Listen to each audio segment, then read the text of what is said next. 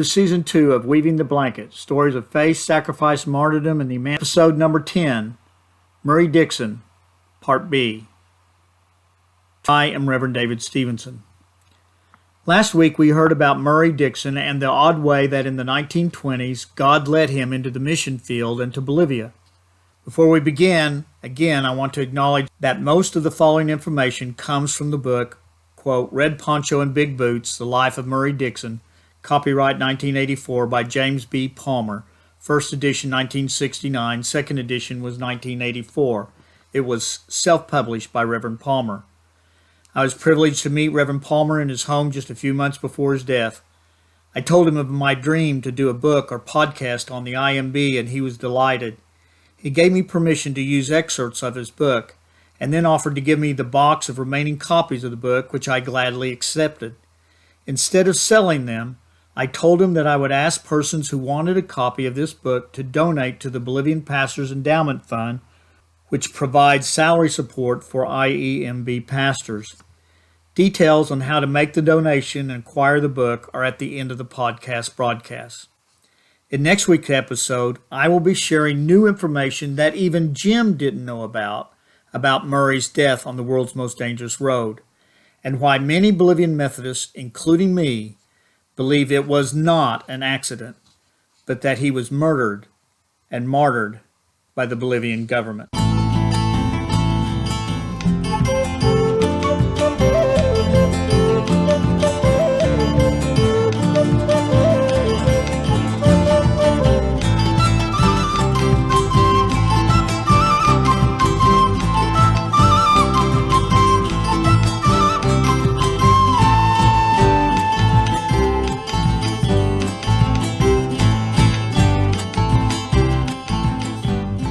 With the ending of World War II, the eyes of the United States were on the shattered economies of the millions of destitute people in Europe, often starving to death. All the news and all the talk were about the desperate need of Europeans, and all the requests for money were to support some new mission work in Europe. These donations to a huge variety of nonprofits working in Europe were, of course, critical to the rebuilding of Europe following the war and improving the lives and futures of the people of all of Europe. Many of those who donated were new donors who were touched by the suffering of the European people and were willing to sacrifice and donate to help Europe recover from the war. However, much of the money came from those who were already donating to other parts of the world, and they shifted their donations from those countries to Europe. This is often the case after highly publicized disasters, and is exceedingly difficult for those projects and missions who are relying upon continuing support. This is evident in the way donations have come to the IMB that I have helped to raise over the last 30 years. Whenever there's a great disaster or crisis anywhere in the world that is frequently in the United States news, there is a huge drop in the donations to Bolivia. The most obvious was 9/11. When donations to Bolivia went to almost zero for a year or so. The COVID pandemic of 2020 is another example. I suspect that following World War II, donations to everywhere but Europe and Asia really dried up. It was certainly true for Bolivia.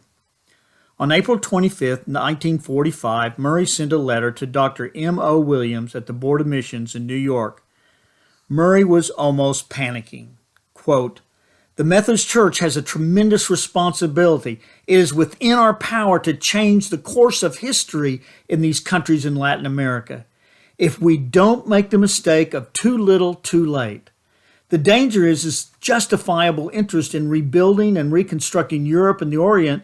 We are apt to overlook the less spectacular work in these neighboring countries who are also in crisis, a crisis more serious because it is a crisis more subtle, more dangerous because of the forces that work within them."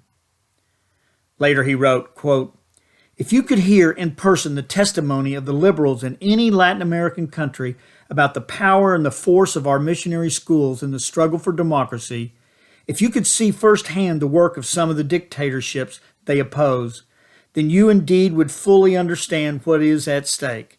In Bolivia, almost all the genuinely progressive leaders in the last 20 years have been students in our mission schools. Now we have lost our school in La Paz from the lack of support from the Board of Missions and from churches in the United States. Our only hope is to maintain and expand our work here in Cochabamba." End quote. Through the efforts of Murray and many others, both the La Paz and Cochabamba American Institutes were saved and even expanded. In 1946, Murray sent a letter to the Texas Methodist Student Conference, which described his changing views about missionaries.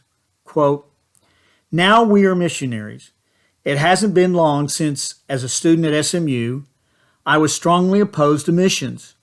I remember having made a speech against the idea of taking a collection for a visiting missionary on the basis there was plenty to be done in Dallas. My concept of a missionary was of an elderly person dressed in a funny costume who put on a display in the local church to tell sob stories to raise money to save the poor heathen. Now I'm a missionary, not that kind.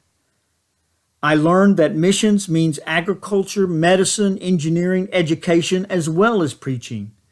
That there's a need for missionaries of all kinds and all types of preparation. I want to tell you about that need. Nova and I have been here for 4 years now, and we have some idea what it's all about. To begin with, don't let anybody get you to the missions field on the base of heroics. Missionary work doesn't seem heroic to us.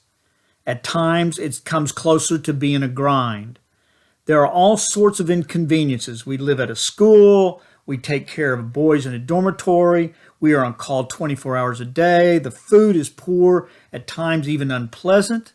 There's no privacy at all. The roof leaks. The stove smokes. Occasionally, we get on the nerves of fellow missionaries, and they on ours. Working at this altitude, we suffer subtle breakdowns of nervous reservoirs without quite understanding what's going on. There is nothing heroic about this business. It's just a matter of keeping on, yet we wouldn't trade this for anything else in the world." Unquote.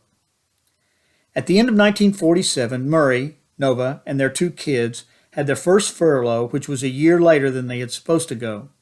They came to the States for a year of rest, reconnecting with family, and mainly speaking in churches and raising support for their salary support and for the support of specific projects. One interesting side story is that toward the end of this furlough, Murray spent a week in Tulsa, Oklahoma at the Boston Avenue Methodist Church. From that time on, Boston Avenue provided most of the support for Murray, Nova, and his family, and he became a part of the interesting story about how overseas missionaries helped save Boston Avenue United Methodist Church from bankruptcy. I'll tell that story in a bonus podcast. During his furlough, Murray often preached uncomfortable words to the U.S. congregation. Once he said, quote, "We have built false walls or barriers to knowing our brother's condition. The early church grew because of men who took the gospel to a specific group and applied it. Those who went returned to tell of the successes, and their supporters were as thrilled as the missionaries. We must recapture those joys shared between workers in the field and the providers at home." Unquote. While traveling around the United States and drumming up support for the IMB, his stories seemed unbelievable because they were so dramatic and powerful. He often encountered men of wealth who were inclined to isolation and extreme conservatism and were quick to challenge Murray. But Murray was quick to quote statistics and his personal observations which contradicted their views. Then he would challenge these men to either go and see for themselves or else cease objecting to a church which reached beyond the confines of its own walls. Whenever I encounter these persons who say there's so much need in the United States and that we shouldn't be given to foreign missions, I have a standard response. I say, I agree there's a lot to be done in the United States, and the church should be reaching out to both local and international missions. And since you believe it's important that you support local missions, tell me, which local missions do you give money to on a regular basis? And do you give a significant amount of support to it? Usually you can tell that they are embarrassed and they stop complaining because they aren't given a dang thing to local missions. It's not that they want to support local missions instead of foreign missions. The fact is they don't want to waste any of their money on anyone or anything that is not directly connected to themselves or their family. In 1961, Murray wrote, quote, "Something is wrong at home. People are complacent. They want to be left alone. They only hear half of what you say and tell them. They don't believe and don't want to believe that there's another side of life. Our mission is now doubled since we not only have to work to occupy us in the field, but we have to wake up the church at home," end quote. Murray and his family returned to Bolivia in 1948, and on September 8, 1949, MNR, the party organized by two American Institute graduates, Victor Paz Estenzaro and Hernan Silas Suazo, pulled off a short-lived coup d'etat. In a bonus podcast, I will tell about the bombing and the attack on Cochabamba by the military and the incredible scary times. Murray developed some good friendships and connections with the staff at the United States Embassy. They recognized that he and other missionaries were often more in touch with the attitudes and movements within the population than the embassy staff, who were pretty much confined to the cities. With the political education in Murray's past, I'm sure he was a valued advisor. The American Embassy also recognized Murray's effectiveness in targeting of resources, and they valued his direction and guidance in the use of USAID money. I have heard a rumor of something that is not in the book Red Poncho, Big Boots. The rumor is that Murray also worked for the CIA. This was during the time of the ramping up of the Cold War between the United States and the Soviet Union. This sounds sinister, especially today. The CIA often relies on expats for information. What I suspect the actual situation was that the personnel at the embassy trusted Murray's input due to his political education and his connection with the people, and Murray simply shared his opinion with these personnel, which most assuredly included members of the CIA. When I asked Maggie about her dad's connection with the CIA, she said that there were probably two sources for these rumors.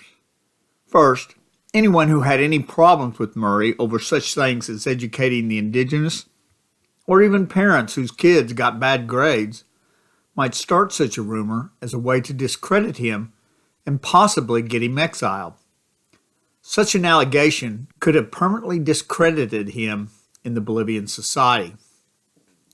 On the other hand, the CIA's main job is not to change governments, but simply gather information about the country so the U.S. government can know what's going on internally and politically within the country. And Murray was a treasure chest full of information like that. Murray did some things which could be easily misinterpreted as he was working.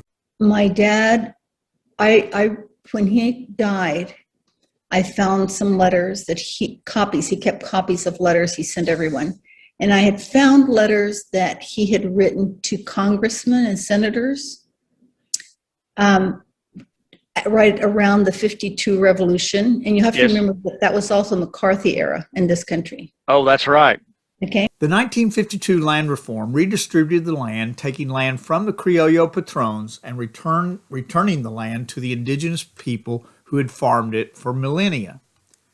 Maggie said that her dad's letters strongly encouraged the U.S. government to support the 52 revolution, that it wasn't a communist takeover, but an actual democratization of the nation, and that the U.S. should have a hands-off policy to the revolution.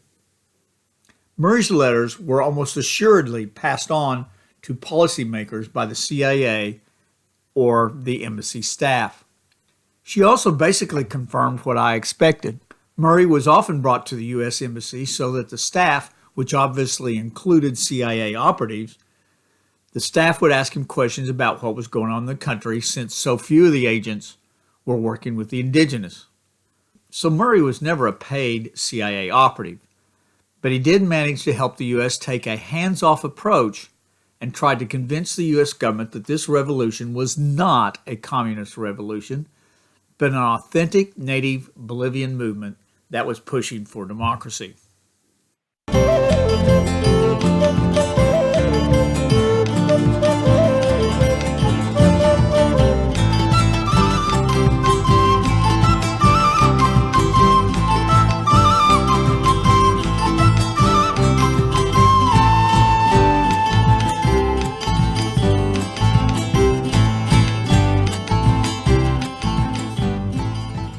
As we have heard previously on this podcast, in 1952 there was a revolution against the right-wing military dictatorship of Hugo Bolivian. The revolution attracted the criollo mestizo elite, but included some very radical ideas: ending the hacienda patron peon form of slavery in Bolivia and redistributing the land from the patrons to the indigenous people who had actually lived on the land for hundreds of years. The three key leaders of the revolution were Juan Lachin, Victor Paz Estensado, who attended the Methodist-run American Institute of La Paz for several years, although he graduated from another school, and Hernan Silas Zuazo, a graduate of the Methodist-run American Institute in Cochabamba. However, it was primarily a grassroots movement among the indigenous peones working the hacienda lands for the patrons, and indigenous miners who worked in extremely dangerous situations and yet were very poorly paid. During the demonstrations and riots to bring down the military dictatorships, planes dropped bombs on the protesters in both La Paz and Cochabamba. The people believed that the United States was behind this, since the United States had opposed every previous revolution that demanded equality for the indigenous. However, modern U.S. political historians have written that the 1952 land reform revolution is the only truly grassroots revolution that was supported by the United States from the beginning to the end. I've often wondered if Murray quietly and secretly met with U.S. officials and helped them understand that Estensado and Silas Zuazo were not communists, and that they were graduates of the American Institute and just trying to bring some beginning of equality and ending the odd form of slavery that existed in Bolivia. There's no evidence of this. However, as we have seen, there is some significant circumstantial evidence that that might be true. If it is true, then Murray played an even more important role in the life of Bolivia than we have thought before. During the revolt, Murray was once again forced to leave the safety of the compound at the school to sneak through the back streets and find food for the students and faculty and missionaries holed up in the school. Murray almost got to where he needed to be when he was rounded a corner and was confronted by a group of university students, some carrying machine guns. The students were in an ugly mood, and they wanted to show their full support of the revolution. They pushed Murray up against the wall and were preparing to shoot him. They accused him of being a Yankee. Murray, with exaggerated dignity, said, "Gentlemen, I am not a Yankee. I am a Texan." He said it with so much authority and strength that the students weren't sure what that meant, except that he was clearly not a Yankee and that he was a person who represented something far more glorious than the United States. Most Texans believe that even today. So the students let him go and even assigned a couple of young guys to be his escort and give him safe passage. Later, as he was returning to school with the food, they ran into the same group which was chanting, "Death to Americans! Death to Americans!" But when they saw Murray, they said, "Hi, Mr. DIckson." From 1952 through 1964, Bolivia experienced a time of peace and democracy until a coup in 1964 sent Bolivia spiraling down into a series of military coups, counter-coups, return to democracy, followed by more coups. It wasn't until 1982, when Hernan Silas Zuazo was once again elected president, that Bolivia returned to democracy. During the 1960 session of the National Houses of Government in Bolivia, 1/3 of the elected officials were graduates or former students at the Methodist mission schools. Murray had been correct. Methodist education did change Bolivia and bring democracy. However, the truth is that most of the benefits of democracy still went to the criollo mestizo elite, even with the heavy Methodist influence.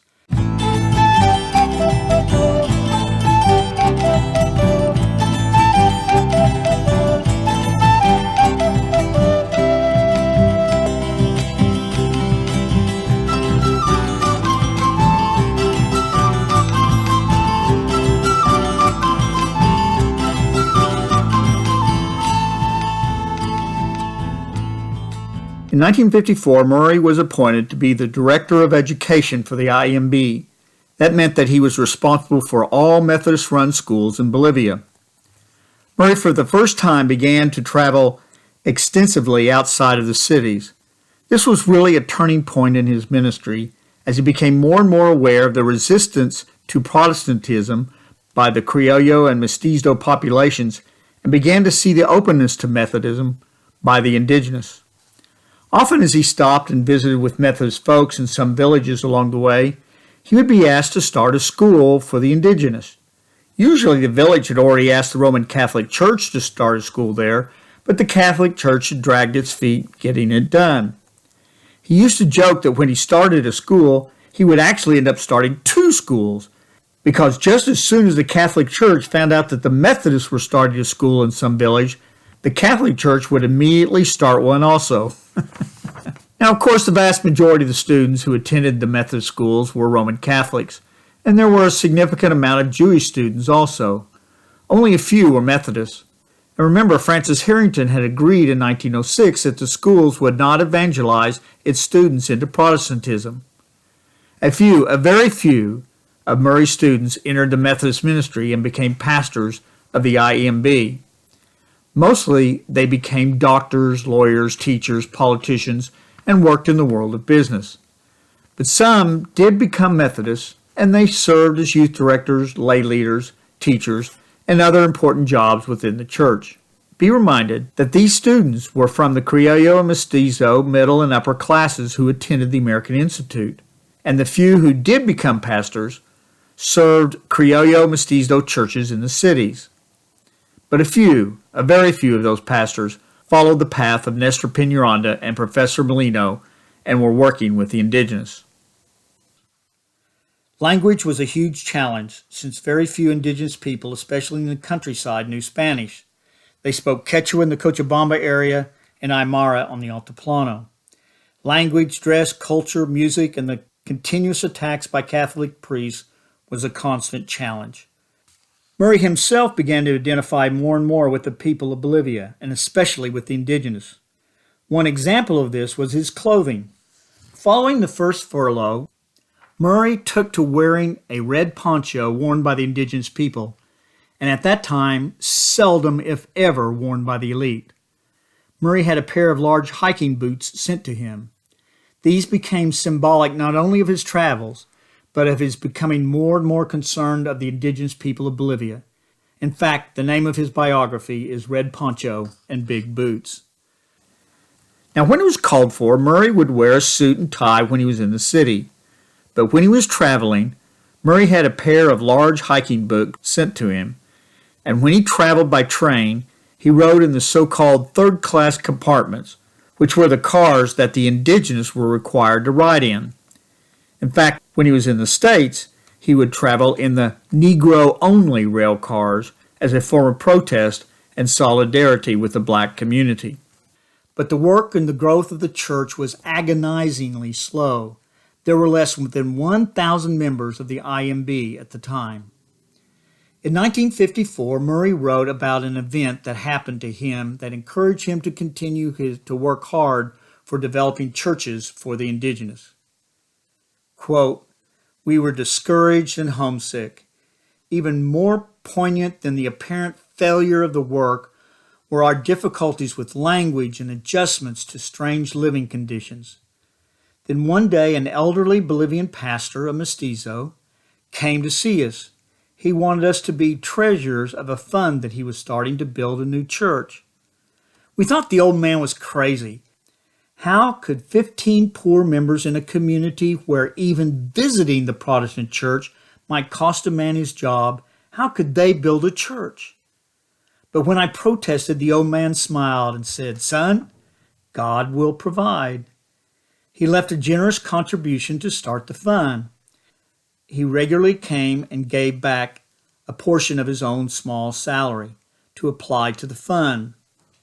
Others began to catch his faith and determination. He died soon afterwards, but 2 years from the date of his death, we laid the cornerstone and began the slow process of building.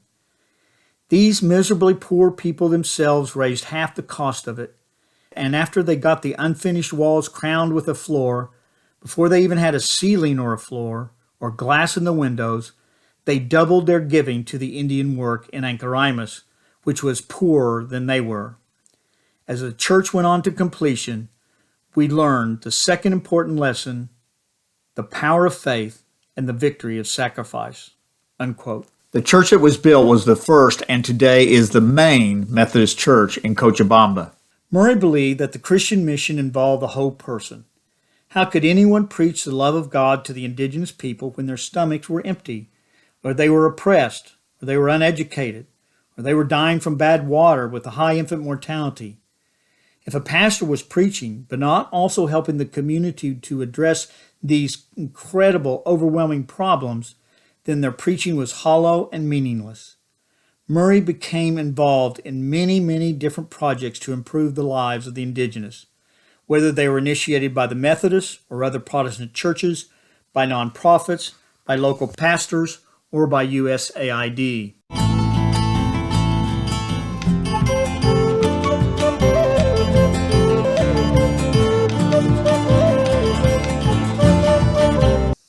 Next week, we will hear about the very questionable circumstances under which Murray was killed, and you will hear new circumstantial evidence that he was martyred. There will be more on my interview with Maggie DIckson about items related to this topic and to her dad, and how to get a copy of the book Red Poncho, Big Boots, The Life of Murray DIckson. See you next week.